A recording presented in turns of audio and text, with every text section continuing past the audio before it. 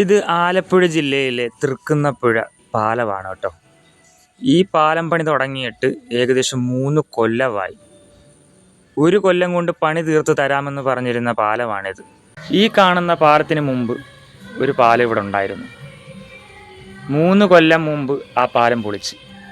അന്ന് ആ പാലം പൊളിച്ച സമയത്ത് അധികാരികൾ പറഞ്ഞിരുന്നത് ഒറ്റ വർഷം കൊണ്ട് പാലം പണി തീർക്കാമെന്നാണ്. ഇന്ന് ആ 1 വർഷം കഴിഞ്ഞിട്ട് ഇന്ന് 3 കൊല്ലം കഴിഞ്ഞിരിക്കുകയാണ്. അതായത് 2023-ലാണ് ഈ പാലം ഇവിടെ പൊളിച്ചത്. ശേഷം ഇന്ന് 2026-ആണ്. നിങ്ങളൊന്ന് ആലോചിച്ച് നോക്കണം. സ്കൂളിൽ പോകുന്ന ഒരുപാട് പിള്ളേരുണ്ട് ആറാട്ടുപുഴ തൃക്കുന്നപ്പുഴ ഭാഗത്തു നിന്ന്. അവർക്കൊക്കെ എന്ത് ബുദ്ധിമുട്ടാണെന്നറിയാമോ? അതേപോലെ തന്നെ ഹോസ്പിറ്റലുകളിൽ പോകുന്ന രോഗികളുണ്ട്. ഒന്ന് ആംബുലൻസ് തന്നെ ഒന്ന് പോകണമെങ്കിൽ എന്ത് പാടാണെന്നറിയാമോ?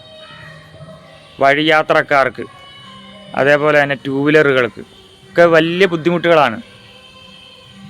അധികാരികൾ ഇനിയെങ്കിലും കണ്ണു തുറന്ന് കാണുക.